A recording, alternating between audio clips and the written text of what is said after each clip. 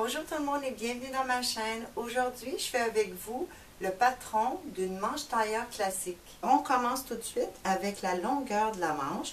Tracez votre ligne environ 5 cm du bord droit de votre papier et on trace 60 cm, puis on ajoute 2,5 cm.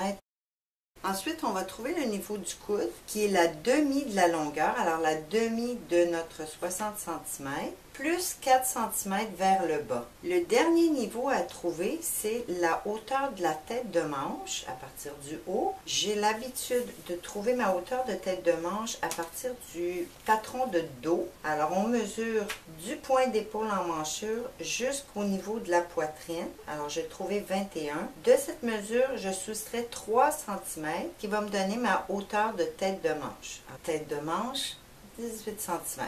Ensuite, vous pourrez tracer 4 lignes en équerre. Alors, le haut, la hauteur de tête de manche, le coude et le bas. Maintenant, on est rendu à placer la largeur d'emmanchure.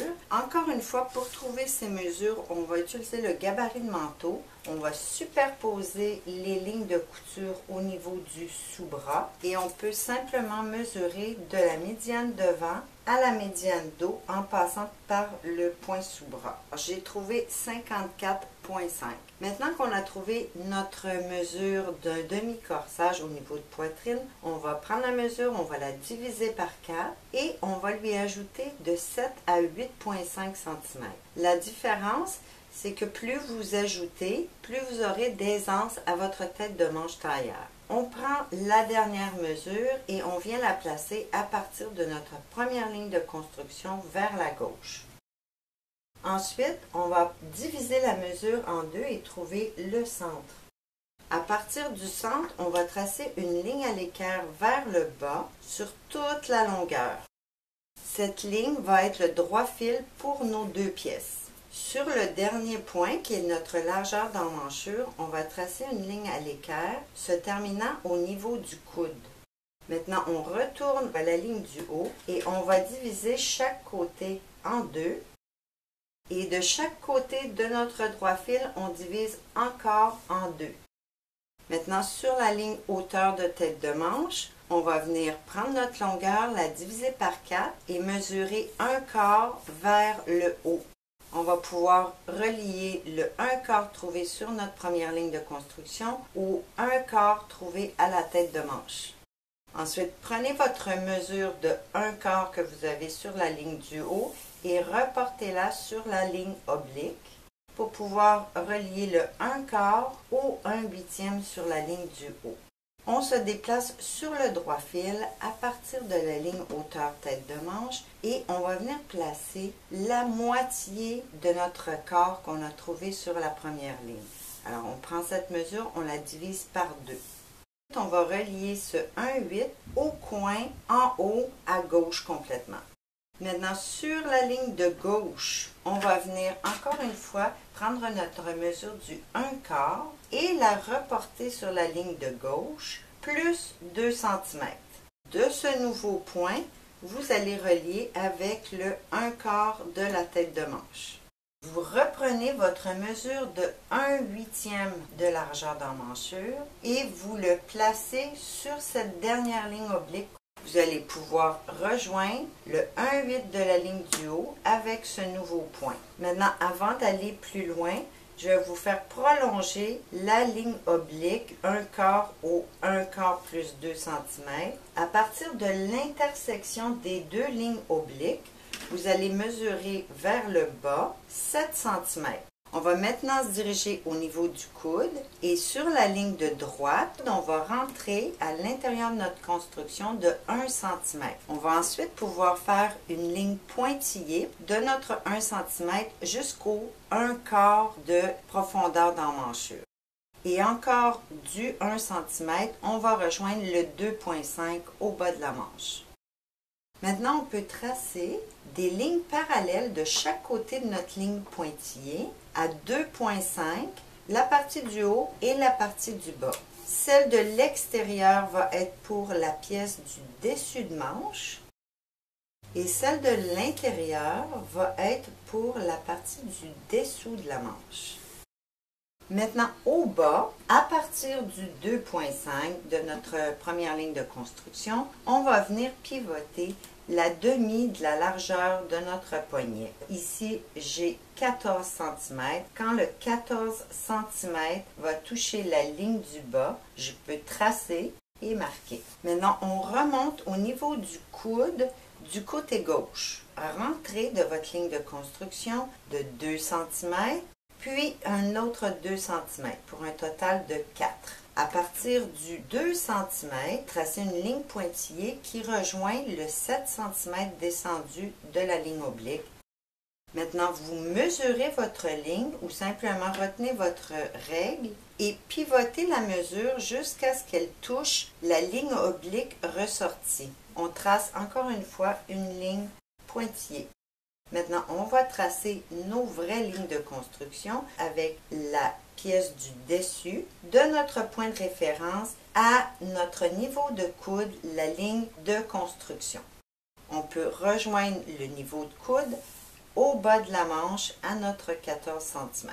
Pour la pièce interne, le petit sous-bras, on va tracer de notre 7 cm jusqu'aux 4 cm rentrés au niveau du coude et au même point au bas de la manche. Ce que je vais vous demander de faire maintenant, c'est de venir reporter le point de la ligne intérieure sur celle de la ligne extérieure. On se place à l'équerre sur une des trois lignes. À ce niveau, on va venir le reporter sur la ligne extérieure. Ensuite, déplacez votre règle pour venir rejoindre le 2,5 cm original. Ça nous donne une petite pointe qu'on va simplement courber légèrement. Maintenant, la seule chose qui reste à faire, ça va être de courber notre tête de manche et notre sous-bras. On commence avec la courbe extérieure, celle de la pièce du dessus de manche. À partir de notre point extérieur, on va passer environ 2 mm en haut de notre diagonale et on va venir rejoindre la demi du petit segment. Ensuite, à partir de la demi du petit segment, on va venir rejoindre environ le 1 cm du droit fil. De l'autre côté, à peu près la même chose. On va garder 1 cm droit. On va rejoindre la demi du petit segment. Puis, on se dirige 2 mm de notre longue ligne oblique jusqu'au point de contour. Pour la courbe du sous-bras de la petite pièce, on va commencer par se mettre une petite référence sur la ligne de hauteur de tête de manche, à mi-chemin entre notre petite pièce et le droit fil.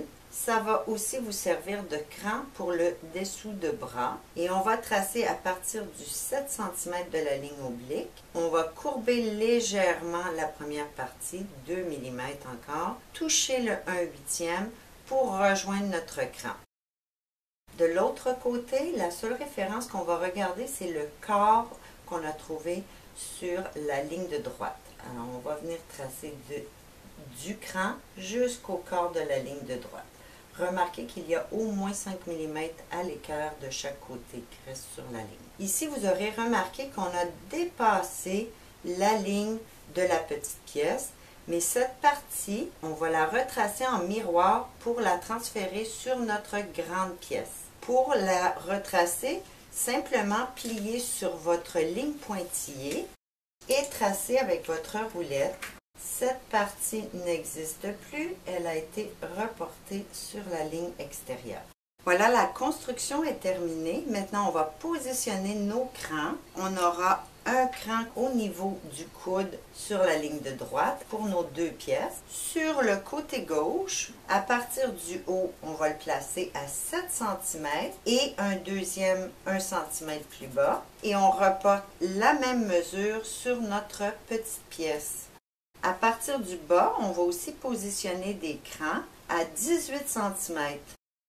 La raison pour laquelle on place deux séries de crans sur la couture de gauche, c'est que la ligne intérieure et celle de l'extérieur n'ont pas la même mesure. Celle de la grande pièce va être plus longue à cause des angles ce qui nous donne de l'aisance au niveau du coude. En plaçant nos crans ainsi, on peut contrôler que cette aisance va être au niveau du coude, car c'est là qu'on en a besoin. Maintenant que le plan est terminé, il nous reste simplement qu'à placer nos crans d'emmanchure et celui de la tête de manche. Pour la vidéo en anglais, je les ai placés directement sur le plan, mais ici, je vais essayer de les faire après les pièces de patron tracées. Tracer la petite pièce et la grande pièce avec la ligne extérieure. La magie de la vidéo réalisée, j'ai mes deux pièces tracées. Vous pouvez aussi faire vos valeurs de couture qui vont être de 1 cm tout autour et j'ai placé un ourlet de 4 cm. Une fois les valeurs de couture ajoutées, je vais vous montrer comment couper les coins parce que si vous avez déjà travaillé avec des manches tailleur, vous allez remarquer que les valeurs de couture dans les 4 coins sont un petit peu différentes. On fait la même chose sur les 4 coins. Puis la raison, c'est pour que les valeurs de couture soient attachées lorsqu'on pose la manche dans l'emmanchure pour qu'elle ne soit pas libre. Étirez votre ligne de couture verticale et lorsqu'elle touche la valeur de couture de la tête de manche ou de l'emmanchure, à l'intersection, vous allez tracer votre ligne à l'équerre vers la valeur de couture. Si je le fais sur une petite pièce, on étire la valeur de couture verticale et à l'intersection de la valeur de couture d'emmanchure, on vient tracer une ligne à l'équerre. C'est comme ça qu'on obtient les petits coins. On le fait pour les 4. Ensuite, avant de découper, je vous conseille de tailler l'excédent à l'ourlet. Pour la petite pièce, pliez votre ourlet et maintenant on peut tailler tout le tour. Ça va vous donner vos capucins directement et de cette façon, on ne les oublie pas. Vous voyez les capucins? Maintenant, pour la grande pièce, on fait la même chose, mais on va plier de chaque côté juste sur une petite distance parce que la ligne est légèrement courbée. Quand on coupe ce côté, on plie sur environ 5 cm. Quand on taille le deuxième côté, on plie seulement une distance de 5 cm. On est maintenant prêt à positionner nos crans d'emmanchure. Je vous ai demandé de prendre les mesures à partir du sous-bras jusqu'au cran et la mesure totale pour le dos et le devant. On va maintenant les reporter sur notre manche. Pour reporter nos crans d'emmanchure, on va devoir prendre notre petite pièce, la retourner et venir la mettre en superposant nos lignes de couture, l'épingler pour pas que ça bouge. Comme j'ai mesuré sur mon corsage à partir du sous-bras, je vais commencer au point de sous-bras et reporter ma mesure pour trouver les crans. Un premier cran, le deuxième 1 cm plus haut. Et je repositionne ma règle et je vais mettre la mesure totale. Alors, on vient de faire juste une petite référence. Ensuite, on reprend notre manche et on va venir la superposer sur la couture au devant. Ligne de couture sur ligne de couture. On épingle et on vient placer les crans du devant. On replace le 0 sur le point de sous-bras et on met notre mesure totale. Encore une fois, on vient simplement se faire une petite ligne de référence. Le cran de tête de manche ou d'épaule va se trouver exactement au centre de nos deux références. Ici, j'ai 4 cm. Inscrivez-le, ce que vous trouvez, pour prendre conscience de votre aisance. Moi, j'ai 4 cm d'aisance et mon cran d'épaule ou de tête de manche va se trouver exactement au centre de cette mesure. Chacune des pièces va être taillée 2 fois. On n'a plus qu'à cranter notre patron et le tailler pour l'essayer. Et j'ai bien hâte de vous montrer l'assemblage de la manche tailleur. C'est tout pour aujourd'hui. J'espère que vous avez apprécié. N'oubliez pas de vous abonner à ma chaîne et ne manquez pas la prochaine vidéo où je vous montre à faire un double boutonnage. Merci d'avoir été là et à la prochaine!